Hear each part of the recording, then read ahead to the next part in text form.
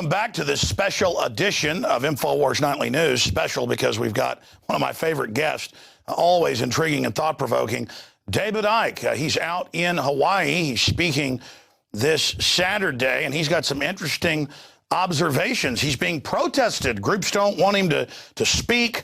I also, just before we went on air here, brought up any TSA adventures he's had. He's going to discuss it all. And then I'm going to talk to him about the New World Order throwing everything in our face. They're now admitting that they don't just have life extension technologies, they have age reversal systems.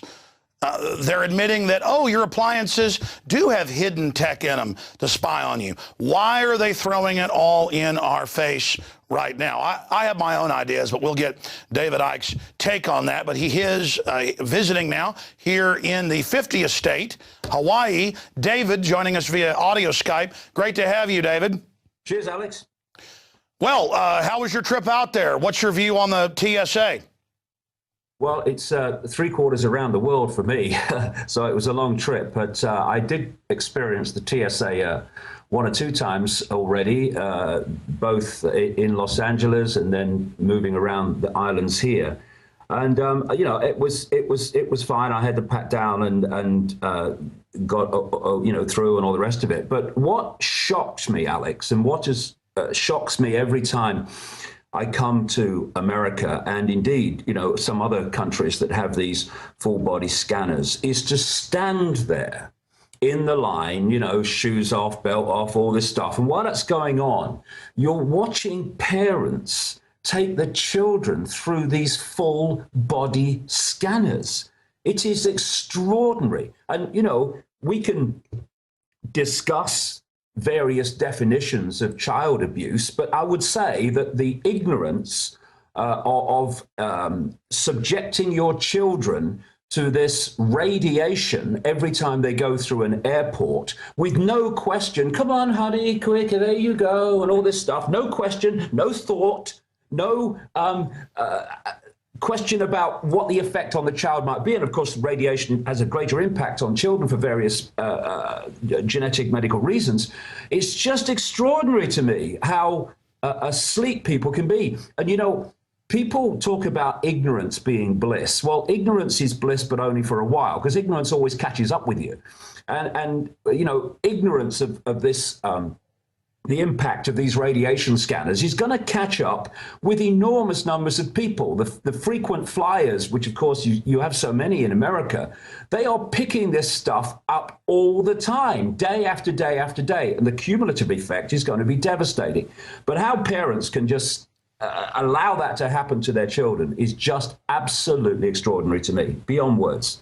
David, can you imagine 10 years ago if we would have told people they're going to put you in naked body scanners, shave a naked image of you, which they've been caught doing, lying, of course, and parents are going to let their children be separated from them, scared, and have men and women, in some cases, different sex even, literally going in the pants and taking babies' diapers off. I mean, it is beyond dark satire that somebody like Kurt Vonnegut or Robert Heinlein would write in their dystopic, you know, futuristic systems. And we see things like 1984, The Running Man.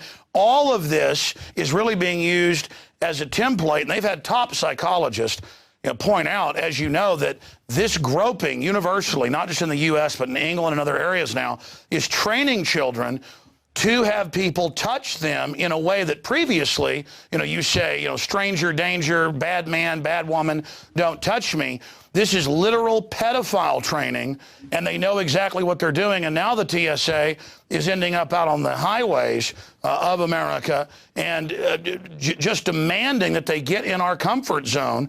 And now we've learned they're medicalizing police under federal grants to begin blood draws on highways. This is all about getting in our comfort zone. Yeah, I mean, you look at that, and then you look and you ask a similar question. A few months ago, say, you know, the start of 2011, would we have believed that elected governments in Italy and Greece would be by now replaced by technocrats, bankers who've never seen a ballot box in their life? What's happening, and I've been talking about this for years, it's basically what will they take So, and this is very, very relevant to what I'm seeing in Hawaii too. What will the public take? Keep pushing, and if you don't meet resistance, then push some more. No resistance, push some more. This is why people have got to understand that this is where we are now, is not where it's due to end. It's just the latest stage on the road to where they want it to end. Now, ladies and gentlemen, at what point are we going to resist in big enough numbers to make the resistance effective? Are we going to wait until there's a knock on the door and the truck's outside for the concentration camp? Do you think we might resist then? What about when they take your children away because there's an emergency and force you to work doing whatever job the government says, that takes over your transport, that takes over the airwaves, that takes over the energy supplies, that takes over your home? At what point are we going to say enough in enough numbers to be effective and make a difference? Because that's the question people have got to ask. We have got to, I would suggest, Alex, move in terms of people are understanding of the conspiracy and awareness of the conspiracy from the point that most people once were, where they're completely ignorant of the fact there is a conspiracy. And then, thanks to a lot of work by a lot of dedicated people, that information has started circulating in very, very large amounts. And suddenly we've moved to another stage with a lot of people where they're now standing on the other side of the street, and now they're aware enough of the game to watch their own prison being built. So, I tell you what they're going to do next. Oh, I told you, I knew they'd do that. Now, we've moved from not knowing the prison is being built around us to seeing it being built around us, but it's still being built around us. So we need to cross the road and start engaging with it in large numbers, get organized. You're right. You're right. The first massive campaigns of non-cooperation with the system, because it can't survive and it can't prosper and it can't work unless we have it has our acquiescence. Well said. First, we've got to get people awakened, and we're deep into that process now. Then we have to get people to take action, and the system knows that we're entering that phase. But dealing with the issue of the awakening, when you were speaking about the takeover of infrastructure, the takeover of media, the shutting down of free speech, this is happening everywhere now. And what you were mentioning was the new executive order Obama just signed 2 weeks ago. Similar things are being done in the Euro. They're appointing the leaders now. The Economist magazine, the Financial Times of London are saying it's good to have appointed leaders. So there's this attempt to now hide everything in plain view, but I don't see it working. Take the shooting of the poor Jewish children and the commandos in France. It came out day one, and now it's even the Jerusalem Post and Italian newspapers that the guy was working with French intelligence. He was protected. Somebody else videotaped it. The whole thing was staged to get Sarkozy in. I mean, now it isn't taking months for that to come out. It's immediately coming out. It's a false flag. Now it's coming out the Hatari militia weren't planning attacks, and it was all a setup. And the judge did the right thing and is saying drop the charges. A crisis point is being reached, and I see the system trying now to kind of hide things in plain view. They've gone from denying it to hiding it in plain view, and I see some people out there that say, oh, there's no hope, oh, the elite are invincible. I'm finding the opposite. I'm finding that when we do get off our knees, as your last book was called, that all we have is power. All we do is win if we don't care about the ridicule. It's almost like a spiritual thing, that if you give into the ridicule when you're called a conspiracy theorist for questioning known liars, then somehow, that gives power to the other side. But when you know you're telling the truth and speak out against it and take action, it's having incredible things. I want to get into your experience in Hawaii, because you said before we went on air, you want to talk about this point of nowhere to run. But before we do that, why do you think Petraeus has come out and admitted what we've known for a decade, that all new appliances have tech, data over power line, listening, watching, Google watching, beyond 1984, cell phones, toasters, clock radios.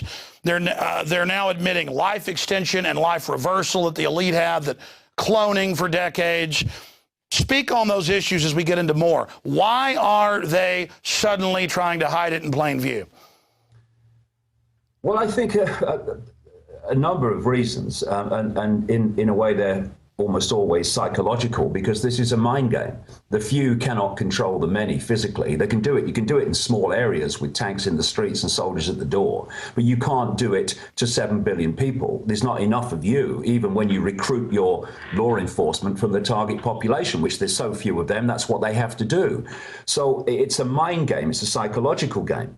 I think there's two things going on here. On one level, the more that they're telling us it's happening, the more people are getting used to it that aren't aware of the implications. And also, the more they're saying, see, we have all the power, we can do what we like, and on that level of psychology. But on another side to it, and I agree with what you've just said in relation to this, I've been saying for years that there's a race going on. There's no question that the world is waking up. No question. I mean, last year I did 45,000 miles in the air, 1.5 times around the world, country, continents, of many different and various kinds. This wake up is universal. It's planet-wide. And they are now desperate to get the control structure in place before enough people wake up, see it, and then cross that road I've just been talking about, cross the street, and bring the house of cards down. Because it is a house of cards, because we, humanity, asleep humanity, are holding the house of cards together. That's why it's standing up there. And so there's a race going on to get as much control, surveillance, external manipulation of our minds, which is what these smart meters and smart grids and all this other stuff is about, before the wake up is fatal to the control system. And so they're racing and racing and racing on. And what they're doing, because they're racing on so fast, is they can't hide it anymore. They're having to bring it in so fast. They can't be in any way subtle like they were before, and covert and hiding it. So we're seeing it. Not only that, the more that people awaken, the more they see it, what they wouldn't see before, what these people could have got away with like 10, 20 years ago, which would have been off the radar of the vast majority of humanity, is now on the radar. You know, shows like this and people who have been putting this information out for the last 20 years, what they're doing is they're bringing the subliminal to the conscious mind. And this is having a massive effect in people seeing things they couldn't see before. If you look at a subliminal advertisement, you won't see the subliminal messages and images in it overwhelmingly. And then when somebody points out where they are, every single time you see that advert forever, the first thing you see are the subliminal images and messages you couldn't see before. Why? Because the pointing them out has brought them from the subliminal below threshold to the conscious mind, and now there's no hiding place for them. And this is another reason why it's becoming more blatant, because it is more blatant, but it's becoming more blatant to the observer because we're now seeing what we couldn't see before. Where, if you like, our radar is picking it up as it wasn't before. People are awake. They're now more conscious. So it's not just that it's more blatant, it's that we are now more awake. Now, expanding on that, you probably haven't had a chance to see it yet. For months, everybody was bringing this up to me. They'd read the books. It's a bestseller up there now with Harry Potter. The Hunger Games. Well, I finally saw it, David, and it is 100% Agenda 21, directly out of the UN Biological Diversity Assessments, with a super high-tech elite of less than 1% in armored walled cities, within controlled cities, monorail, exterminated 90% of the population, the rest of us living in feudal squalor, basically kept at a subsistence level, and this high-tech false reality that they're building, and gladiatorial games and human sacrifice of children. Now, you and I know, studying this, that's all the ancient cultures, that's what this dark force builds. But people say, well, it's good. It's exposing it because it's everything we've talked about to a T. But no, when the subconscious group sees it, it puts power over them by the system to be conditioned and acclimated, because when something's subliminal, it gives the system power. But when you're conscious, it gives you power. And so it's almost a race for them to get everybody acclimated as they roll this out. But I just wanted to get your take on the Hunger Games, or to ask if you've heard of it or what you think of that statement. No, I've not seen it because I've been traveling. But yes, absolutely. See, once you start to realize what this reality is, a lot of things start to make sense, because these people in the shadows, deeply in the shadows, they know what reality is, and therefore they know how to manipulate it because they know how we're interacting with it. And if you look at the so-called solid physical world, it's not. I mean, quantum physics can point this out very simply. It's an illusory physical reality, which is actually holographic. And the base foundation of this reality is waveform information fields, which are decoded through what I call the biological computer, because that's how they see it. To these people, you talk about the mice and stuff, Alex, earlier. To these people, the body is a piece of biological technology. And they can manipulate it to decode a certain amount of reality, but not a greater amount of reality. Sure. Just as in China, they firewall off the computer system so Chinese people can't see a vast amount of the internet that the rest of us can see, well, up to now anyway. So you can do it with the biological computer, because the DNA, for instance, is now becoming established, is a receiver transmitter of information, and if you can squeeze the frequency on which it receives and transmits, you squeeze the reality that we are experiencing. And where I'm going with this is, so everything is an information field, a waveform information field, including the body. And there's a wonderful story that really encapsulates just how illusory this reality is and what I'm saying here, that's told in a book by a guy called Michael Tolbert many years ago now, called The Holographic Universe. And he told the story of how his father had a party and had a stage hypnotist come along to do party tricks. And he had this guy sitting down called Tom. And he said to the guy, when I bring you back to a waking state, you're not going to be able to see your daughter in the room. And so he brings then the daughter, stands her right in front of the father, so he's looking in her belly. And he brings him back from apparently from the trance, and says, can you see your daughter in the room, Tom? And Tom's looking around. He's looking in her belly. He's saying, no, I can't. Everyone's laughing. They can see her. He can't. So the hypnotist then goes behind the daughter, puts his hand in the small of her back, and says to the father on the other side of her, I'm holding something, Tom. What am I holding? And to him, it was obvious. He said, what are you holding? A watch. He says, there's an inscription on the watch, Tom. What does it say? And he leaned forward, he read the inscription. His daughter's between him and the watch. Now, this is the reason. His daughter, like all of us, like everything in this reality, is a waveform information field. We decode it into a holographic physical reality, but actually it's a waveform information field. Now, if we don't do that, if we don't decode the information field into a holographic reality, then whatever we're not decoding doesn't exist in the realm of the conscious mind. So what the hypnotist has done is put a firewall in this guy's mind, in this guy's brain, so it's not decoding the waveform energy field of the daughter. Therefore, he's not decoding it through into a holographic reality. In his reality, she's not there. Therefore, he can see behind her. Everyone else in the room who's not been subject to that firewall is seeing her. And now, David, this is very important area. Just very quickly, Alex. This means we have to look at symbolism and all these symbols put around us in another light, because these symbols are not just like, you know, people holding torches and eyes and stuff. They are information fields, and they put them around us because they are speaking to us. They are exchanging information with us on a subconscious level, and it's a whole psychological game to implant in all the ways that you've discussed, and I'm talking now. They're program prompters. into the subconscious, and then that filters through as a conscious thought, a conscious response, an emotional response, which we take to be us, and it's not. It's information that's been put in there for us to believe is our thoughts and emotions. Well, I totally agree with you, and there's the analogy of the Earth suit. But if you really think about it, it's like the internet is the universe, the iPhone is the limited system that is experiencing that.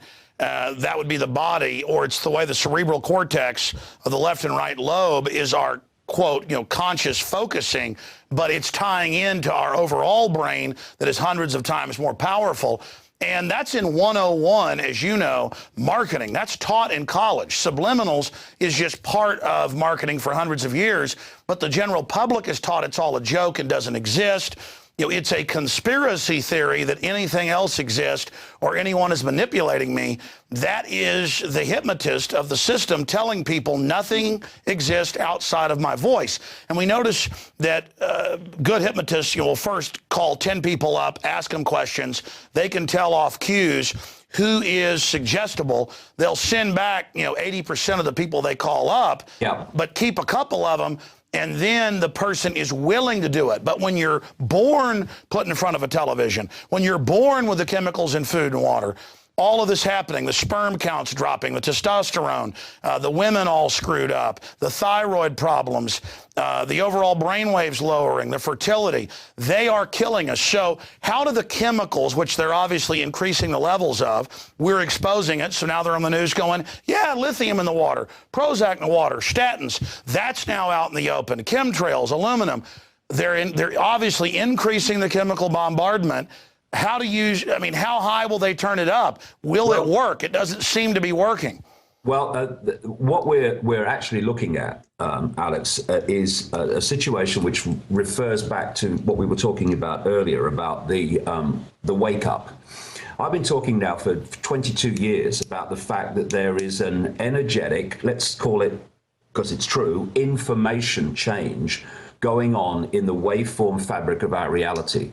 I knew about it 20 years ago, and I was told that the effect it would have would be that I was going to see in my lifetime this great awakening of people to see a new vision of self and the world that they'd never seen before, and all that had been hidden was going to be brought to the surface by this information change. Now, 22 years ago, no sign. Look at it now. The very program we're talking on is an expression of this, all that's been hidden coming to the surface. And look what we know now about how the world's manipulated. We didn't know 5 years ago, 10 years ago. It's fantastic. So they knew this was coming.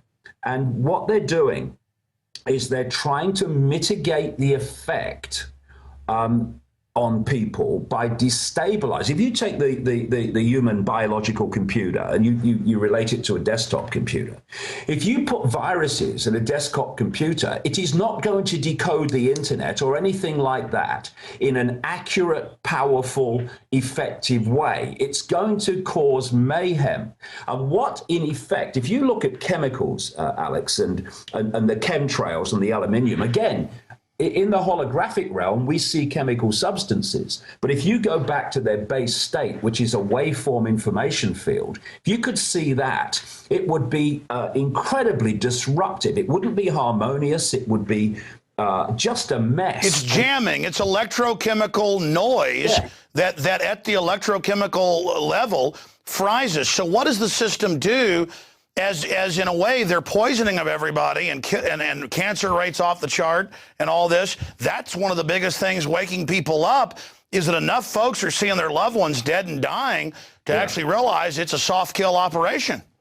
So this is what I was talking about years ago. The time would come, and my goodness me, are we there, when what had been covertly manipulated would have to break the surface. If they want to bring in this society that you've been talking about, earlier in this chat, then we're going to have to see it at some point. And this is obviously where we are. It's a point of danger because they're confident enough to break the surface, or desperate enough because they're trying to do it before the wake up brings it down.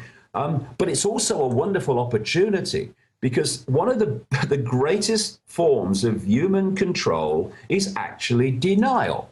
And you look at any area of society, from New Age to the military, and you'll see lots and lots of people in complete denial of the obvious. Why? Because they don't want to face the fact that the world is as they'd rather it not be. So instead of facing that, let's kid ourselves that it's not like that, really. Denial. Now, what is happening now, absolutely right, is that as this stuff comes into our face more and more blatantly, it's getting more and more difficult to deny it's happening. And therefore, more and more people are having to face the fact that actually it is happening. And it's no good hiding from the fact. We've got to face it. And so it's a time of great opportunity as well as a time of great challenge. And I would speak at whole life expos and stuff like that when I first came to America. The only people interested in me talking, what would be called the New Age arena, and they'd put me on right at the end of the day in the smallest room when everyone had gone home and there was no one there, because I was the strange man talking about conspiracy. Basically, it was love and light and don't talk negative. Oh no, bad vibes. Well, what I've seen is a massive transformation in so many of those people and that mentality by the sheer power of, look at it, it's happening and it's impacting on your life, that those people are now in large numbers, not all of them by any means, are starting to encompass the fact that, hey, we can't just deny and sit in a lotus position any longer and think that's enough. We've got to engage with the system, and more people are. And it's those people. I mean, Christians would have nothing in common with New Agers, overwhelmingly. Christians wouldn't have anything in common with Muslims and stuff like that. But this is what we need to do, surely. We put aside the belief systems, and good luck to everybody. You should have the freedom to believe what you like and whatever. But let's put that aside and let's come together and let the fault lines of division fall away, because we're in this together, and unless we meet it together, then we'll be divided and ruled. Well, that was my next point that I wanted to bring up to you, is that we see presidents, high-level execs in major corporations like Goldman Sachs saying, I can't do this anymore. It's totally criminal. We're here to hurt people, rip off our clients. We call them scum. We call them muppets, puppets that they manipulate. You see all these people coming out. I mean, there are so many prominent people in the system, genetic engineers making $3 million a year. They quit and say, we're sterilizing people. It's a chemical weapon, a bioweapon. Don't eat it. As people at the upper echelons, not the very top of the pyramid, but very close, realize that this system means death and destruction, their basic human instinct for survival and decency kicks in. And I'm just seeing an explosive awakening within the elite itself, or the highest levels that serve the system. Are you beginning to see that as well? Yeah, I mean, what I understood about this information waveform change is that the most open, the less densely caught in the box, would be touched by it first. But eventually it would start to touch people who were really deeply in the box and deeply in the system. And I'm seeing people now, Alex, who I would have said a very short time ago, never him, never her, not in this lifetime. They'll never look at this in anything but disdain and dismissal. And I'm seeing them now looking at it seriously. So there is something big time going on. And another great thing about the conspiracy researchers and the conspiracy communicators of information is we are actually decompartmentalizing the blooming system, because of course the system's compartmentalized, so you're only given as much information about what you're doing to do what you're doing and no more, so you don't see how it fits to everything else, and they've gone along in ignorance and all that stuff. This is why so many top secret technologies are actually different parts are made by different people, and only the people that put it together at the end know what it is and what it's going to be used for. And what this information that's been pouring out more and more effectively year after year after year is doing, and I'm seeing this in science, with scientists, with people in the system, it's decompartmentalizing, because the system, because it's saying to them, see, this is what your contribution is doing, because it's connecting to this contribution and this contribution, and what you think you're doing in innocence is actually causing this. And so, you know, the system is starting to unravel, and that's why I feel this sense of panic. We must push on, we must push on, we must push on. And when you do that, you make mistakes, and you make it even more blatant what you're doing. So this is a time of great challenge. But I tell you what, mate, I'm looking at it now, and when I see where we were just a few years ago, we are making very, very rapid progress. I agree with you. Now, how do you see the psychological warfare chiefs that are trying to create this total false reality, this artificial habitat for us, as those of us here in the global planetary spaceship zoo begin to notice that this is a Truman Show? Yes, exactly. How is the system going to strike back? Because we've talked about our numbers going from maybe 1% 10 years ago, knowing the Federal Reserve is private, to over 90% in polls. So there's different degrees of awakening. Yeah. But sure, there's 30-40% that are really starting to be awake. But there's 30% or so that never will wake up, because they'll just decide out of cowardice to join with the system because they think it's going to win. And then you've got that other 30% or so that are just so into the system and so drugged and poisoned, they don't have the IQ to wake up. So how do you see those that are mercenaries are going to serve the evil to the end because they think it's, you know, they worship at the altar of dark power? How are they going to try to blame us that are actually waking folks up for for problems that are coming? Because more and more I'm hearing, you're going to destroy the stock market. You're going to cause problems by what you're doing. Just go along with it. Or I'm seeing people who denied world government was being set up. Now they've suddenly said, okay, world government's the answer, and okay, it's all real, but those of you that oppose it, you're the problem. I mean, because obviously what I'm trying to say is the system's got a lot of tricks up their sleeves. What do you see as their counter-strike option against us? Well, I mean, I think they'll try to demonize people communicating this information ever more effectively in any way they can. Desperate is the word that comes to mind. The key for those who are doing this is for it to go in one ear and out the other, because the more they're attackers, the more they seek to undermine us, the more they are aware of the effectiveness of what's going on in terms of exposing them. So it's a compliment in so many ways. And, you know, they always, just interrupt, they always tried to ignore us at first. Now, when they've got 15 shows on at any one time saying 9/11 truthers are crazy, everybody instinctively goes, wait a minute, if they're making this big a deal out of it, and this media has been caught lying millions of times, I mean, people when the system's out of bullets, and now when they attack you, it's a badge of courage, what do they do next?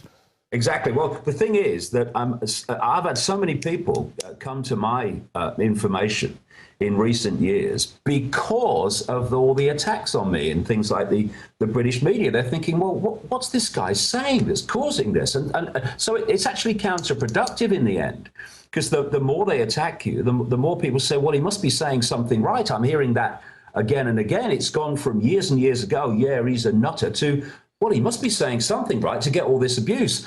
And in a way, they are running out of bullets. And as long as we keep moving forward and refuse to bow to this nonsense that's thrown in our direction, then the more they'll run out of bullets. Because this is the point I want to make. We are consciousness having an experience through a biological computer called the body mind, which allows us to experience a certain range of frequencies that we call the physical world. Now, the stadium in which these people are running their control system is body mind, and it has a frequency range. Once you open your mind to consciousness, I mean, what Christians would call the soul, and many other different religions and beliefs call it different things, but the greater self, spirit, which near-death experiences are experiencing, where they leave the body and the reality is completely changed, and it's much more expansive, and everything becomes possible, and it's amazing the way they describe it. Once you do that, that power starts to come through the body-mind computer. The control system can't deal with that because it's not in its field of frequency to deal with it. It doesn't have the power to deal with it.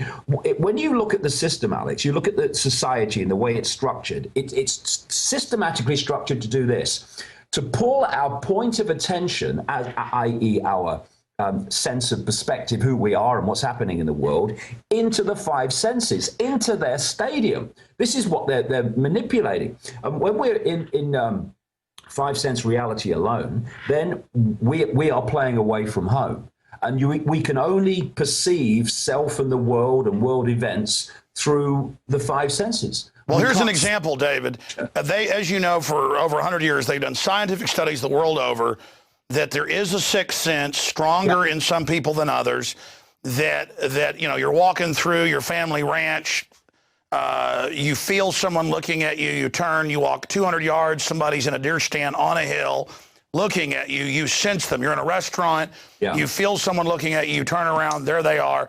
It's real. And in my life, whenever I've gone with my instinct, my gut, it's always right. When I try to go with the intellectual or whatever, you know, that's hit or miss. And bringing up the Hunger Games, you talk about the stadium. They have false stadiums that are so big, it's an artificial sun rising and setting. They've got floating UN craft with peacekeepers from the technological central government that plays the 12 zones off against each other. And it's all about how they're creating this false reality for people. And there they are throwing it in everyone's face. Tell folks what's happening, because you, before we went on air here, you said, be sure, Alex, you know, and bring up what's happening in Hawaii, because you were using it as an example of nowhere to run. People tried to keep you from speaking. Tell us what's happened there. Yeah, well, just very quickly, you know, what you just said there about the intellect and intuition, that's absolutely key to what I've been saying here, because the intellect operates within the body-mind biological computer. And therefore, because it's such a low level of awareness compared with consciousness, soul, whatever you want to call it, it has to work things out. Whereas, you know, you've just talked about it. When we have an intuitive feeling, it's a knowing. It's a knowing. You don't have to work it out or explain it. You just know. Why? Because that's coming from that which is beyond this manipulated reality, and that can take you through the maze in the world that's been created for us, that the intellect has got no chance of doing. And that's the way home, that for me. All I've done in the last 22 years is when I made a decision 22 years ago that if my head and my intuitive knowing were you know, at war with each other, I was going with my intuition, and that's all I've done ever since. And eventually the head and the intuition, the intellect and the heart come together, so the head starts to serve consciousness rather than be the governor of it. In terms of this intuitive knowing, by the way, this is what the system's terrified of. In their own writings, they say the only thing that could disrupt our plans is maverick people. And maverick people are those that come from intuitive knowing rather than programmed mind. But in terms of Hawaii, yes, Hawaii is such a stunningly beautiful place. And so many people who aren't born here have come to live, to escape the rat race, to escape the system, and to live an alternative lifestyle with organic food and you know, healthy lifestyles and all the yoga and all that stuff. But because this conspiracy does not have a location that it operates in, it wants to take the world over, there comes a point where you start to realize there is nowhere to escape to. Because if we don't turn round and face this and deal with it together, then we can escape for a while to some idyllic place or some archipelago or whatever. But eventually, there'll be a knock on the door. And what we're seeing here now is, first of all, there's so many people, great, I love it. I have the organic food and the healthy lifestyle. But while they're doing that, they're washing the organic food often with the water supply that's impregnated with chemicals from Monsanto and others coming from the put on the crops going into the water table. Goodness knows what's dropping on the food and what's being breathed in and what's in the water and the sea from Fukushima. We don't know the scale of that yet. And then there's the chemtrails you see over Hawaii, which is dropping the aluminium and the barium on the organic food and all this stuff. Then you've got Pearl Harbor over at Honolulu, the major naval and air force base, which means that any conflict with China pulls Hawaii into the front line of that in terms of location and also the military operation here. And where I'm going with this is, you know, you can only run for a while. And then you realize, actually, you're at the edge of the cliff and there's nowhere to run. And we need to start to have the courage and have the foresight to see that we're not going to run away from this because it will catch up with us. We need to all turn around. And if we're going to run at all, run straight at it. Because when we do, it will start running. You know, I used to be a soccer player years ago, and what you see sometimes, you see a little guy, midfield player with a ball, not very big, very slight of body, and in front of him are big, hairy defenders, all big, strong, impregnable. And most people, they'd say, "Oh, we're not getting through there," so they'd pass the ball square or pass it here, get it back, and go nowhere. What some of these little confident little midfield players do is they get the ball and they run straight at him. Now, these big hairy defenders that looked impregnable have got to deal with them. And they drop their shoulder right, drop their shoulder left. Now, the big hairy defenders are now having to react to them. And what do we do now? Suddenly, this impregnable wall of people is in disarray. Exactly. You've got to stop running. Run at it. You've got to stop running and start engaging them, and then you take the momentum, and now they're on the defense because they're attacking us, and so it's defensive to go on the offense, and the universe respects that as well, and that's how you gain converts to liberty and the awakening, is not being pensive and afraid and apologizing, but by being bold, because these are bold times. And David, I totally agree with what you're saying. So many people call me and they go, "Oh, this is real. I checked it out. It's true. How do I hide and protect myself? Or how do I get a bunch of guns and food and just wait for the end?" And it's not bad to have guns and food to protect yourself, but that's a small insurance backup. The real insurance is engaging aggressively and not acting scared, because you're the good guy. You're the good lady.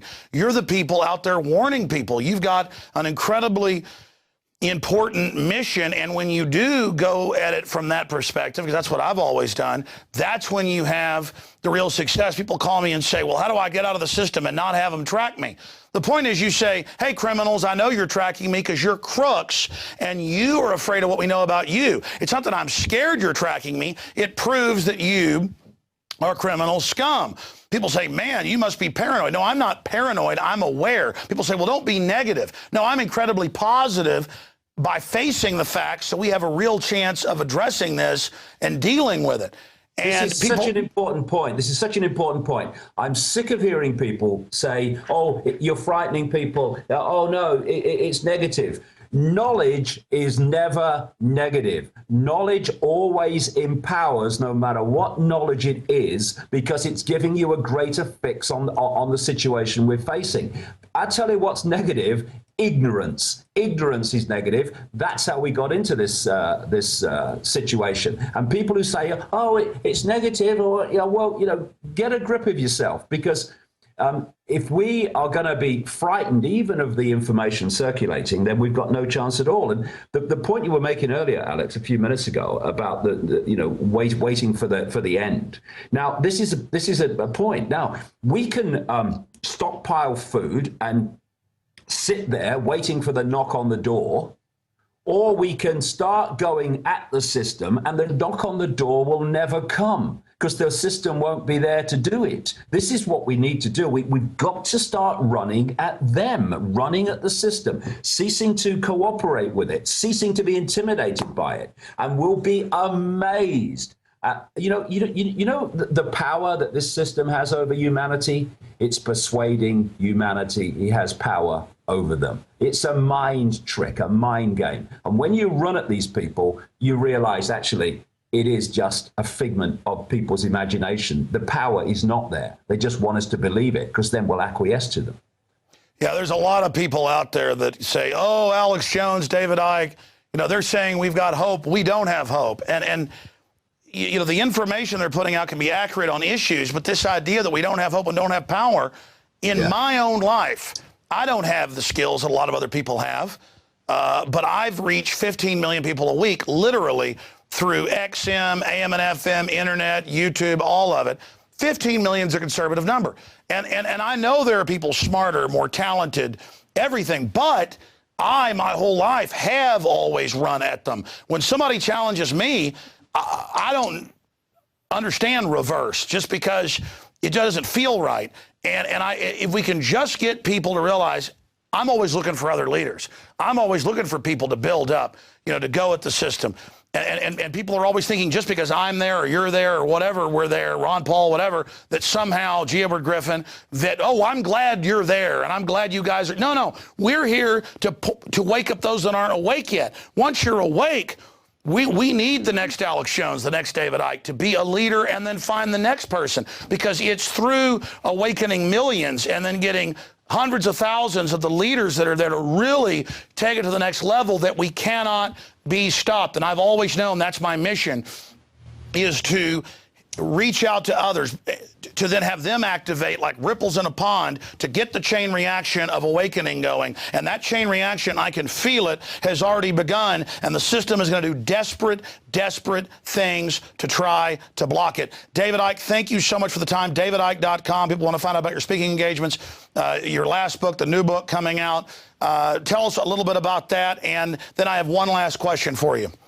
Well, the new book's called Remember Who You Are, and it's a multi-level book about the nature of reality, the nature of the human psyche, and hard names, dates, places, uncovering of what's happening in the world in terms of daily world events, and what the gender is and all that stuff. But it's called Remember Who You Are for the very reason, Alex, that we were talking about in this chat.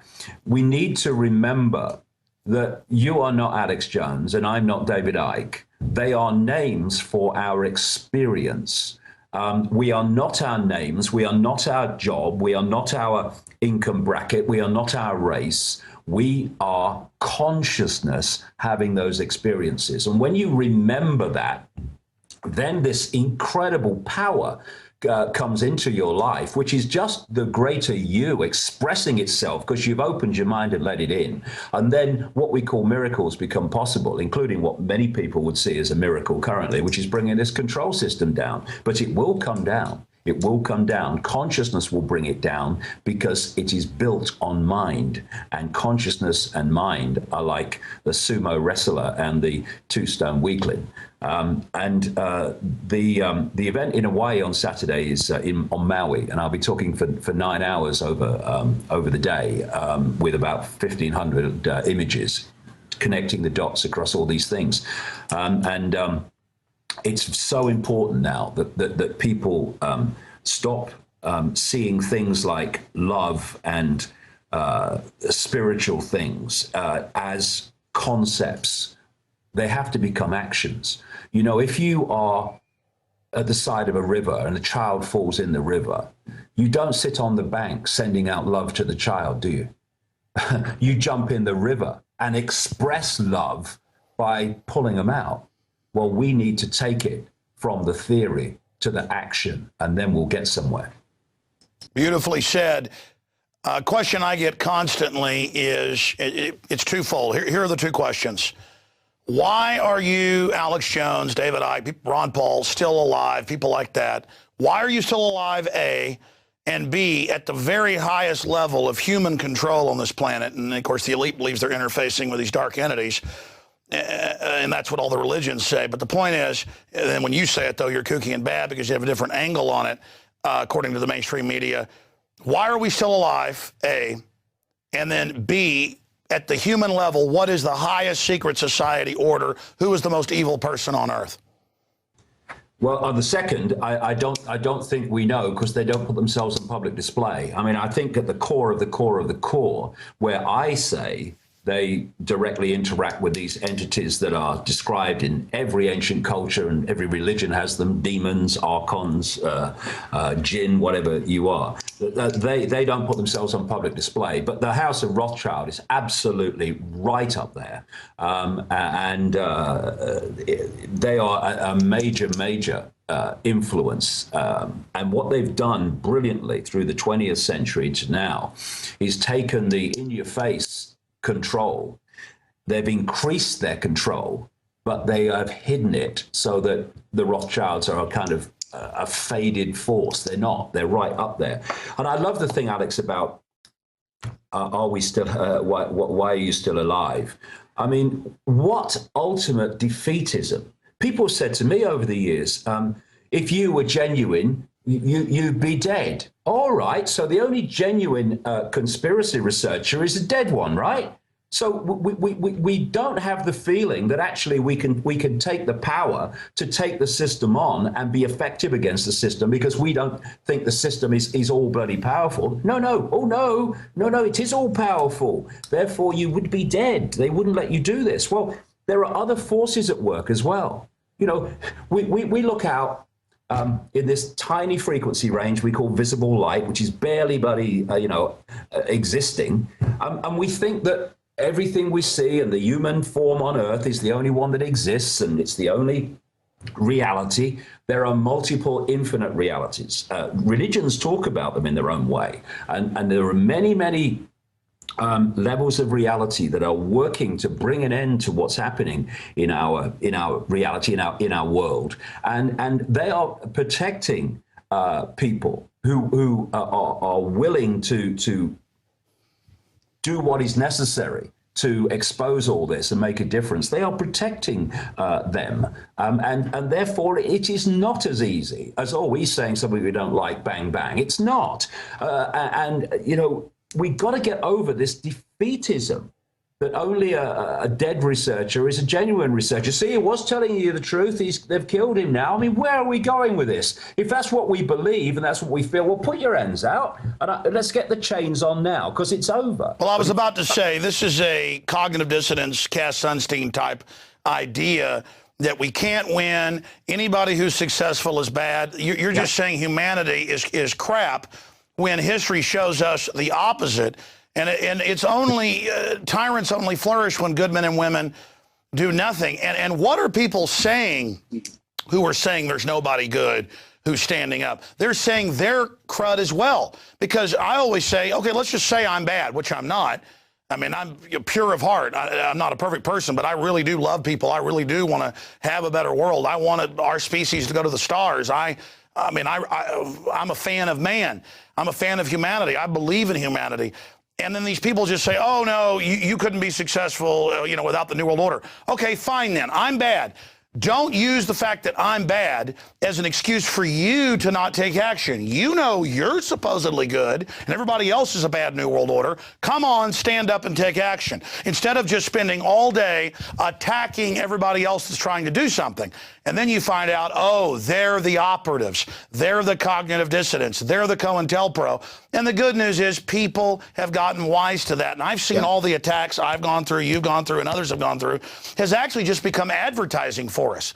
I mean, in a way, the enemy is stupid. I mean, I guess they're fighting an old game where people were in a trance state, but people are not in a trance state anymore. At least those that are awake aren't. And the folks that are still in a trance, I'm sorry, they're not even on the game board here. They're spectators. I mean, I'm in the arena, and I have come to wake some people up. The thing that people need to understand more than anything else is all this conspiracy, all this enslavement. It is not a bloody game. It's real. And if we don't focus on that and focus our lives on it, we're going to regret it for the rest of our lives. David, let me interrupt you just for a moment, and then I want you to continue on this line, because it's not that I'm mad at my detractors. again, they actually help us get the word out in a weird way. That's how the universe works. No weapon formed against us shall prosper. But I want them to develop to the next level, and I see them more as like hobbyists who think that if they spend all their time critiquing other people who are awaken involved, that somehow it's like a scalp, that if they've bashed David Icke or they've bashed Alex Jones or they've told us, that, oh, they're really an agent or they're scum, when obviously you're not an agent and I'm not an agent. If you have any discernment, you know that. The globalists hate what we're doing. That somehow it makes them big men and women. And it just makes me so sad for them. So it hurts me, but not in a way that they think it's hurting me. It's so pathetic. Briefly, your comment on that. Well, yes. I mean, there's some great information gets circulated on various forums, but so often they just become a vehicle for many people of hurling abuse in all directions. And, the word hobby, I think, is very significant because it is like a hobby. It is like an add-on to people's lives. And we're dealing with a situation where it has to become the focus of people's lives. If anyone's got children and grandchildren, and you say, oh, I just want to do the best for my children, well, this has got to be the focus of your life then, if that's your motivation. Not an add-on, or it is slightly interesting, and certainly not just winning points over. I see it all the time. See, I know more about this conspiracy than you do, as says bong bong postings, or whatever on a forum, and they're just playing at it. It's a playground at that level, and we need adults, not children, involved. And I just ask them, please look around you, look at what's happening, stop being a juvenile and start being an adult so you can actually make a difference instead of it being just an add-on to your life and a bit of fun and a bit of a hobby. This is not a game. This is real. And if we don't treat it as such and focus on it as such and support each other as such, then we're going to regret it for a very long time. Exactly. I mean, pediatric cancer, some of them are up 10,000 percentage points. I go out in public and there's kids with shaved heads with chemo injectors on their arms everywhere. I mean, they're murdering us. Yeah. And you know what? I'm here trying to wake people up, and I know a lot of them are operatives, but others are just screwed up people, and it's like sick. It's like, wow. Yeah. We've got, this is real. I'm putting my life on the line. You are. We know how, this is not a game. I got chills when you said that. Truer words have never been said. Yeah, I mean, and, all you can do is try to get these people to see what they're doing. They think they're so informed, a lot of them. See, I know more than you do. Well, how informed are you? Let me ask a question. Apart from making attacks on people on forums and stuff like that, what do you actually do to make a difference? Because if you really knew what was happening and what is planned, then your focus would be on making a difference, not lambasting someone and winning brownie points in some intellectual bloody nonsensical game that they play. You would see that we have to focus on this and make it the focus of our lives. David, so if you're not doing that, don't tell me you understand the conspiracy, because you clearly don't. Exactly. I mean, I'm throwing everything I got against him, and I feel like dirty rags that I'm not doing more. And then when I see them in the infighting and all of it, makes me so sad, because we need their energy to fight the darkness. That's what we're going to call this piece tonight. David Icke, this is not a game.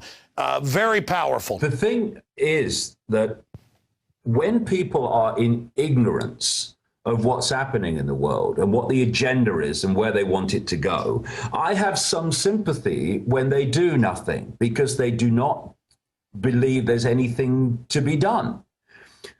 When I see people who, often for not their own efforts but the efforts of others, have seen what the agenda is, seen what they want to impose upon the world. See what they're imposing now, and their only response is to attack and undermine those that are putting their head above the trench and making a difference. Well, I say to those people, go and find your children and grandchildren, look them in the eye, and justify, given what world they're going to live in if it reaches the end that they want, far beyond what we've got now, even far beyond.